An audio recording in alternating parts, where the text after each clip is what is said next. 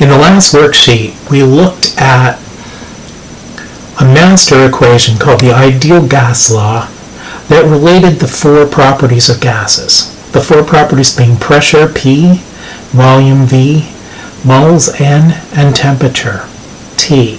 And the temperature's got to be in Kelvin. The gas law included a constant that we had to choose. We had to choose the value so that its units would be consistent with whatever units we chose for the pressure and the volume. We did some problems where I gave you 3 of these things in the worksheet, and you had to calculate the 4th thing. And there were a few more like that on this worksheet, just for practice. We also did some problems on the last worksheet that had to do with comparing the condition of a gas before and after some kind of change. So before the change, we had P1, V1.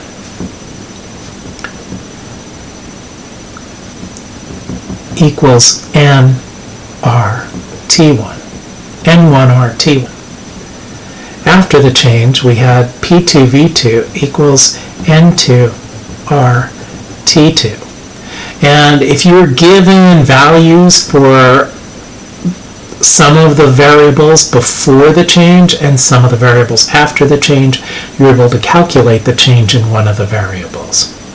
And we did some problems like that on the last worksheet. In the gas law video, I do one of those for you. And there are some more on this worksheet too, to make sure that you've got that down. Now, one of the things that we did to solve problems like that was combine this equation that applies to one gas and this equation that applies to another gas, or the same gas before and after some change, or they could be 2 completely different gases. But we could divide this equation by this equation.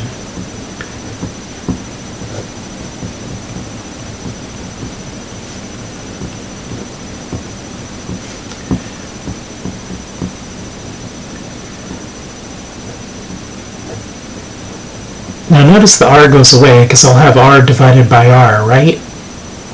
So I have this sort of master equation for comparing 2 gases, or for comparing one gas before and after some sort of change of state, some sort of change of variable.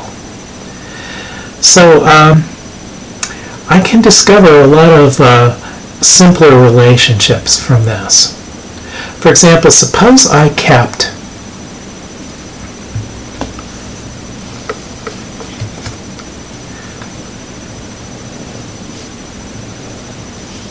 pressure constant.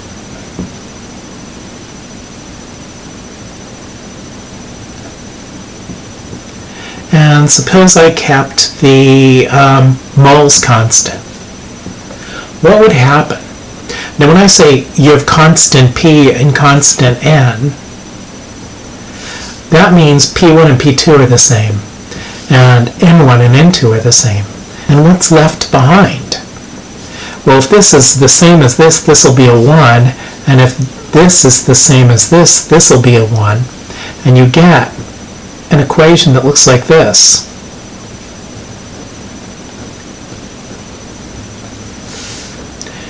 Now, this is called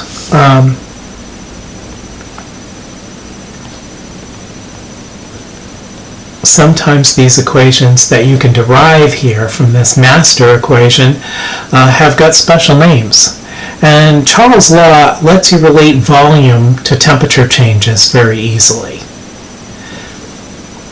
What happens if I have constant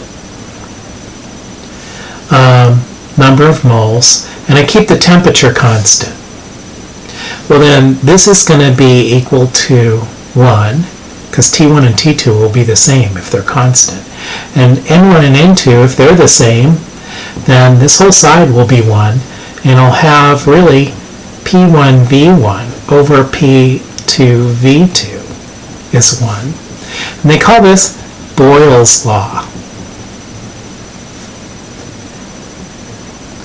And if you go and you take a scuba diving test, they'll ask you about Boyle's law on the test. Now, let's do a problem that involves Boyle's law. Suppose I've got a bubble that has got a volume of 1 milliliter, and it's at 1 atmosphere pressure. And I want to know what's going to happen if I increase the pressure to 1.5 atmospheres. What happens to the volume?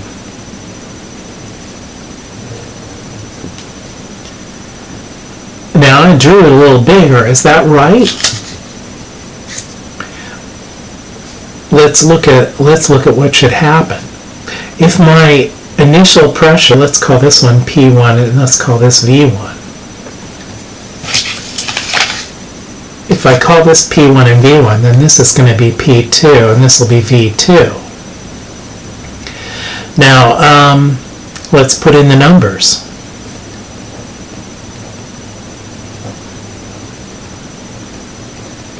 That's the P1 over P2. Here's the V1.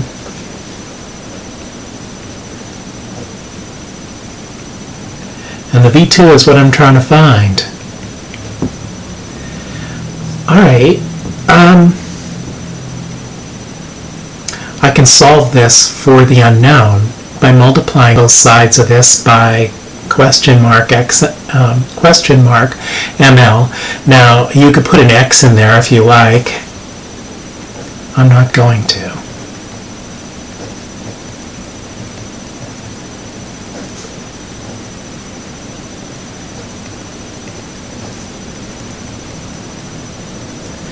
Now you can see that you're going to get an answer out in milliliters because the atmospheres is going to cancel out right here.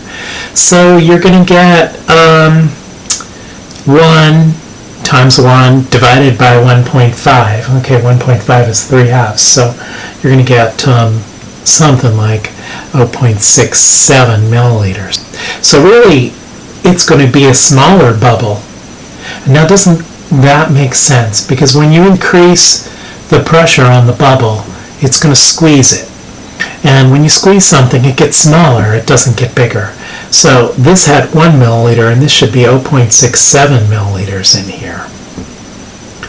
Now, you can derive all sorts of special cases of this master equation just by deciding what are you going to hold constant. Whatever you're going to hold constant through the problem is going to become a 1. If you're holding the moles constant, this becomes a 1. If you're holding the temperature constant, this becomes a 1. And there you've got a simpler equation that you can use to solve the problem. There's Boyle's law, there's Charles' law. Another special case is what happens when you hold the volume constant and the moles constant. Well, then what's going to happen? If you hold the volume constant, V1 and V2 will be the same, so this will become a 1. If you hold the moles constant, N1 and N2 will be the same, so this will become a constant. So you have constant volume and moles, then you've got P1 over P2 equals T1 over T2. So you have a simpler equation to use then. This happens to have a name. It's called the Montan's law. And you can solve the problem then with this. So a good first step in a problem is decide what is being held constant. What aren't they talking about? If they don't say the amount of gas changes specifically, then you can assume that the moles are constant.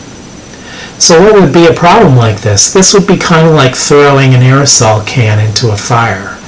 Here's the aerosol can before. It's got a volume of V, and after, when it's in the fire, it's going to also have a volume of V.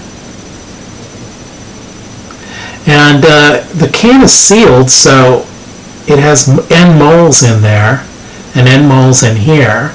So those are the same before and after you throw the can in the fire. Now, what's the temperature change? Maybe this is at room temperature, say 25 25 degrees C, and maybe this is, I don't know, 900 degrees C. And you want to know if it starts out at atmospheric pressure, what's the new pressure going to be? Well, we can use this equation to solve that for us. I have to remember, though, that the temperatures that go in have got to be in kelvins, right? You cannot put them in Celsius, or you'll get the wrong answer. The way the ideal gas law is set up in the first place is for Kelvin temperatures only. So, let's put in what we know and what we don't. Instead of 25 degrees for the temperature here for T1, I am going to put 298.15. Why? Because you turn Celsius temperatures into Kelvin temperatures by adding 273.15. So there's my T1. How about my T2? It's 900. So I'm going to add 273.15 to that. So that'll be, 1173.15. Now I'm not paying attention to significant figures right now. What I'll do is pay attention to that in the end if I wanted to worry about that. I really am going to have one significant digit because I only gave you one on the atmospheres.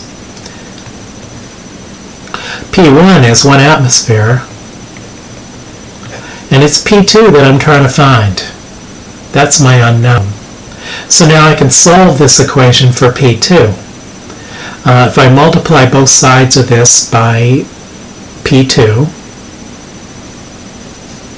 I'm going to get 1 atmosphere equals 298.15 over 1173.15 times P2. And now to solve it for P2, I have to divide both sides by what I have in parentheses here. So it'll be 1 atmosphere over 298.15 K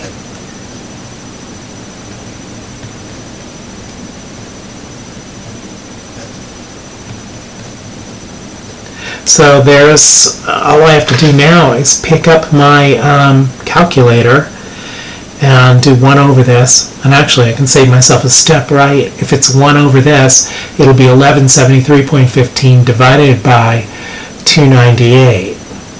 Okay, this is like 1200 and this is like 300. So that'd be like a factor of 4. So I would expect, give it a try, calculate this, but I would expect, just doing it in my head, this to be about 4 atmospheres. So that's why they tell you don't throw a can of shaving cream or a paint can or any kind of aerosol can into the fire, because the pressure inside is going to go up tremendously when the temperature goes up. That might be enough to make the can explode. Different materials have got different thresholds for how much pressure they can take.